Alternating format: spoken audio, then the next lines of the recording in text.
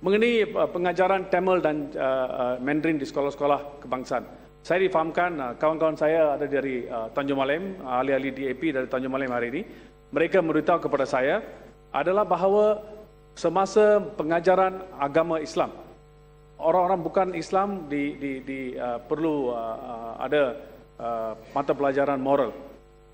Saya cadangkan kepada kerajaan untuk memikirkan satu cara yang baru supaya bahasa Tamil atau bahasa Cina diberi keutamaan di sekolah-sekolah kebangsaan kepada mereka yang ingin mengambil mata pelajaran tersebut dan diberi lebih masa untuk mempelajari mata pelajaran tersebut. Dan juga, Dato' Yang Bertuah, saya juga pohon di sekolah-sekolah Tamil ada ramai di antara penuntut-penuntut yang ingin juga mempelajari bahasa Mandarin. Kenapa kerajaan tidak memberi atau kelonggaran atau melantik guru-guru untuk mengajar Mandarin di sekolah-sekolah Tamil supaya mereka juga dapat fasih dalam lebih dari satu bahasa dan ini akan memberi satu galakan dan satu kebaikan kepada anak-anak kita. Akhir sekali, iaitu sekolah-sekolah Cina. Baru-baru ini saya juga ada bangkitkan satu keperluan untuk membina satu sekolah di Bercam di mana peningkatan pelajar-pelajar di sekolah yang sedia ada yang sekolah Bercam, ada sekolah Bercam jenis kebangsaan yang terbesar di negeri Perak, lebih dari 3,000 pelajar, di mana setiap darjah ada lebih dari 50 murid, dan ini menyusahkan dan tidak ada tempat untuk murid-murid untuk melanjutkan pelajaran di sekolah tersebut. Ada. Hulu Terengganu. Ini bukan politik. Ini nak cakap tentang pelajaran. Rampasan kuasa di negeri Perak? Bukan. Terima kasih saudara kita YB Pebarat. Tentang pengajaran bahasa Tamil dan bahasa Cina di sekolah, masalah yang dihadapi oleh pihak sekolah ialah kerana kekurangan guru-guru Tamil ataupun guru-guru bahasa Cina. Apakah Pertubuhan India ataupun Pertubuhan Cina ataupun DAP akan berusaha supaya meramaikan bilangan pemuda-pemuda Cina untuk memohon menjadi guru yang mempunyai kelayakan sebagaimana yang dikehendaki oleh dasar kerajaan, iaitu mempunyai kelulusan yang setimpal, yang sepadan, bukan secara mengambil tangkap muat untuk orang-orang yang berminat untuk mencari guru. Jadi kita mintalah supaya rakan-rakan kita dari India dan China supaya mengusahakan lebih ramai orang Cina yang masuk. Okey, terima kasih. Saya setuju separuh lah mengenai bahawa Yang Berhormat pun rasa susah hati kerana ada kekurangan guru-guru di sekolah Tamil dan sekolah Cina dan terutama pengajaran bahasa ibunda di sekolah kebangsaan. Tetapi masalah adalah di mana kita kekurangan guru bukan kerana keengganan masyarakat mereka untuk mengantar anak-anak mereka untuk menjadi guru. That is never no policy. Itu tidak ada masalah. Saya sendiri tahu bahawa di sekolah-sekolah Tamil kerajaan lebih mengadakan guru-guru kontrak dari mengadakan guru-guru permanent atau dihantar untuk college untuk mereka meningkatkan pelajaran mereka supaya dapat kualifikasi yang tertentu. Yang kita khawatiri adalah mungkin niat kerajaan ada sesuatu untuk tidak membenarkan perkembangan bahasa Tamil dan bahasa Cina. Dan ini saya kata di sekolah-sekolah Tamil yang kita mahu. Adakah mana-mana yang kita khawatiri adalah inilah sekejap.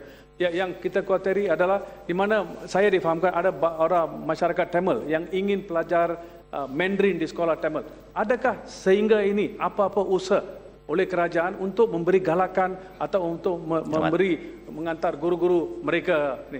Saya akan alih ke perkara yang akhir. Ya, betul. Equal Opportunity Commission yang saya telah kata, saya rasa adalah satu perkara yang nak beri jalan ke?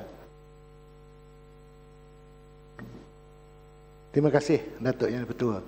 Saya melihat retorik Ipoh Barat ni nampaknya tentang pengajaran bahasa Cina dan pengajaran bahasa Tamil ni memang sengaja nak memesongkan Dewan, nak memutablikkan ni.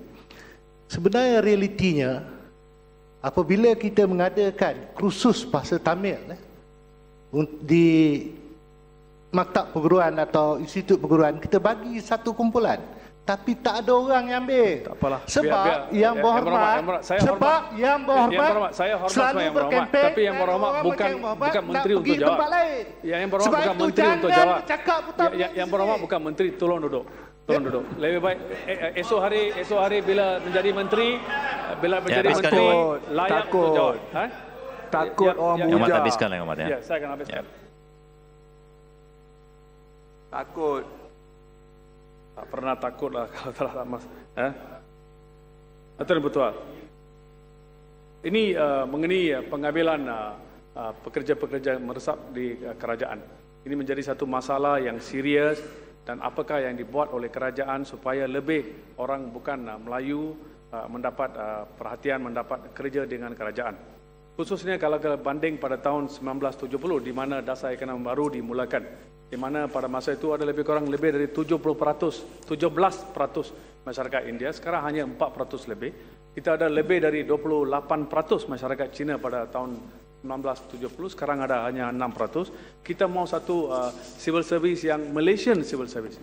Itu yang besar dan juga perhatian patut diberi kepada saya lagi ingat kawan-kawan saya dari Sabah dan Sarawak yang selalu ada rumitan-rumitan yang tertentu di mana Bumiputera Sabah dan Sarawak pun tidak diberi keutamaan untuk mendapat kerja di Sabah dan Sarawak dengan kerajaan. Saya harap perhatian dibuat oleh kerajaan supaya perkara ini dapat diatasi. Akhir sekali Datuk Dipertua, saya nak tahu baru-baru ini Perdana Menteri telah mengatakan bahawa semua yang mendapat A dalam SPM akan mendapat beasiswa. Ada lebih kurang 213 orang yang telah mendapat, tetapi kurang dari 50% 50 orang yang telah dipilih. Apa asas dan rasional dia? Bukankah kita menghadapi masalah brain drain di negara ini, di mana ramai di antara anak-anak kita berhijrah ke Singapura, ke negara-negara lain untuk melanjutkan pelajaran, walhal kita perlukan mereka di dalam negara ini sendiri. Apakah keengganan kerajaan untuk mengiktiraf bahawa ada masalah-masalah yang tertentu yang kita tidak memberi keutamaan kepada anak-anak kita sendiri, dan perlu kerajaan juga mengkaji bahawa kenapa kita lagi perlu menghantar anak-anak kita untuk belajar undang-undang di London, undang-undang di Australia, walhal perkara-perkara ini kita ada universiti-universiti tempatan untuk memberi peluang-peluang tersebut. Dengan itu, Datuk Dipertua, saya nak cakap terima kasih kepada Batu Gajah kerana memberi peluang utama kepada saya dan dengan Yang Dipertua. Terima kasih. Terima kasih, Ahmad.